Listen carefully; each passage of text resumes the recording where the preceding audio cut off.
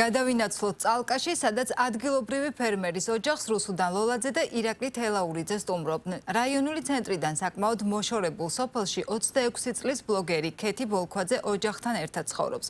ბოლქვაძეები ეკომიგრანტები არიან და ქვემო ქართლში აჭარიდან ჩასახლდნენ. თუმცა ინახავენ მშობლიური კუთხისთვის დამახასიათებელ ტრადიციებსა და კულინარიულ რეცეპტებს. 2026 წელთან შესახვედრად აჭარულ სინორსაც ამზადებენ. ფერმერების ოჯახი წალკაში მესაქონლეობითა და რძის ნატურალური პროდუქტების წარმოებითაა დაკავებული და ადგილობრივებიც ყავთ დასაქმებულები. მოამბე რეგიონების სტუმრად სოფელ გუმბათში.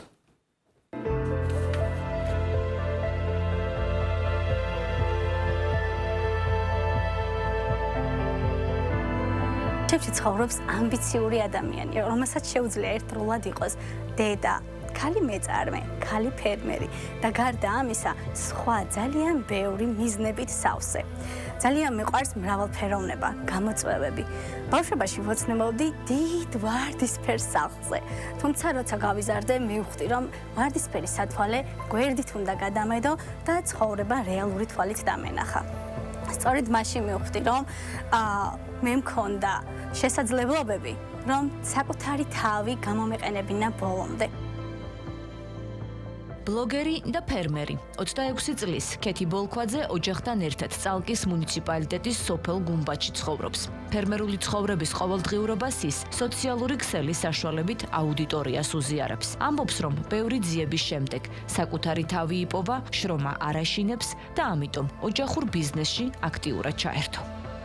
გადავწყვიტე, რომ გამეკეთებინა პატარა ბლოგი, რომლითაც გავაცნობდი საზოგადოებას, არა მარტო ჩემს თავს, არამედ ჩემს ოჯახს, ჩემს ბიზნესს, რომელიც ვფიქრობ, რომ უნდა იცოდნენ ადამიანებმა, რომ არსებობენ მეწარმეები, ვინც აწარმოებენ ნატურალურ პროდუქციას და ცხოვრობენ სოფელში, უმკლავდებიან სოფლის სირთულეებს.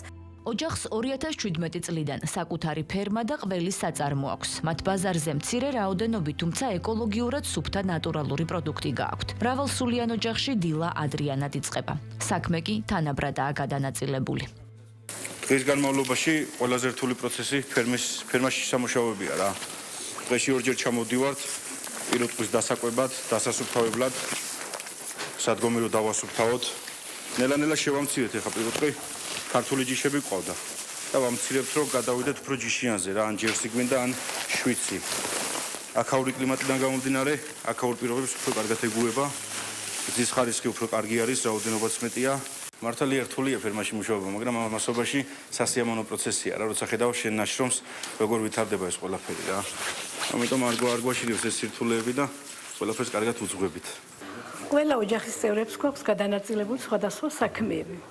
აქედან ფერმაში ძირითადად მე მიწევს საქონლის მოვლა მოწველა და ყველაფერი. ჩემი ქმარი საწარმოში მუშაობს, იქ ეხმარება. დათო და ნიკა დისტრიბუციას აკეთებენ ყველის. ქეთიც მეხმარება საოჯახო საქმეებში და ფერმაშიც მეხმარება ხოლმე. რთულია, მაგრამ დიდ სიამოვნებას მანიჭებს ეს საქმე. ვიდრე ოჯახის წევრთა ნაწილი ფერმას ასუფთავებს და საქონელს სუვლის, ოჯახის უფროსი ჰენრი ბოლქვაძე ყველის საწარმოს აკონტროლებს, სადაც 7 ადგილობრივია დასაქმებული. სოფელში რო ჩამოვედი აქ ცხოვრება, დავიწყე ადგილობრივი მოსახლეობიდან 4-5 ოჯახიდან რძის მიღება, იმიტომ არ იყო პირობები, არ იყო ის პირობები, არ იყო რომ ტექნოლოგია, პასტერილიზატორი და რაღაცეები არ იყო, ამიტომ ჯერ მცირეთი დავიწყე. შემდეგ როცა უკვე საწარმო გავაკეთე, გავფართოვდი, უკვე ჩემი ფერმა გავაკეთე, უკვე ესე აღარ ყოფნიდა, საწარმოს აღარ ყოფნიდა და აქედან გამომდინარე დავიწყე უკვე სხვა სოფლებიდან რძის მიღებას.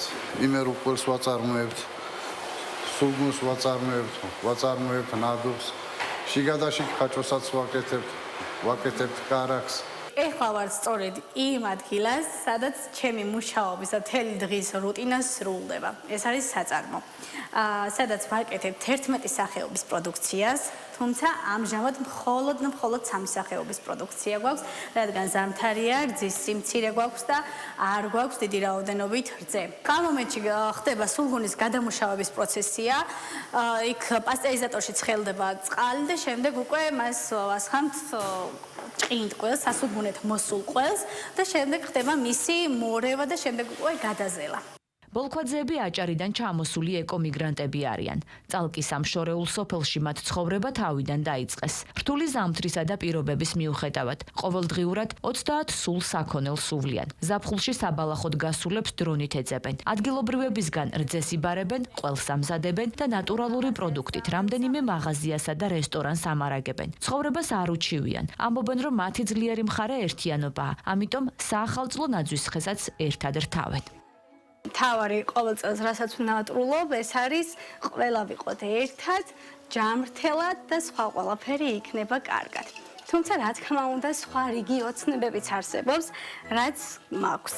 ყველაზე მეტად რაც მინდა, ჩემი დაწყებული საქმის, პატარა ჩემი ბლოგის უფრო გაფართოება და ფართო აუდიტორიაზე გასვლა, რადგან მინდა ყველამ გაიგოს და ყველამ ნახოს, თუ რა დიდ შრომას მოითხოვს სოფელში ცხოვრება.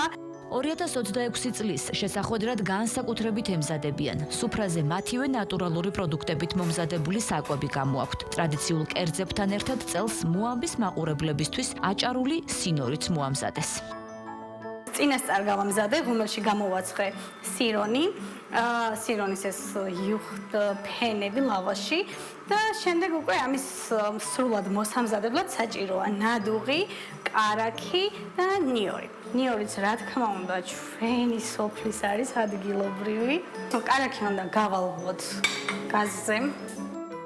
კარაქი რო კარგად დაიწება, ამის შემდეგ უნდა დავამატოთ ნადუღი და კარგად გავხსნათ.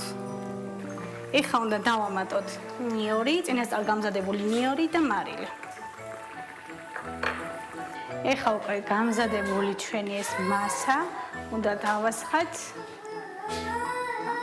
ეხლა კი ბოლო დეტალი და ყველაზე მნიშვნელოვანი ეს არის კარაქი. კარგად უნდა მოვასხათ კარაქი. ბოლო შტრიხი ეს არის უნდა შევდოთ ეს დაახლოებით 5-10 წუთი ღუმელში და გამოვაცხოთ კიდევ ერთხელ. და შემდეგ უკვე მისერთმევად მზად იქნება. რამდენიმე წუთი და სხვა კერძებთან ერთად სინორიც მზად არის. ისევე როგორც სხვა ყველა საქმეში, ოჯახი ტრადიციულ საახალწლო სუფრასთანაც ერთიანია. ავა ყავმაჩოს. ყავმაჩოს ახალწლს.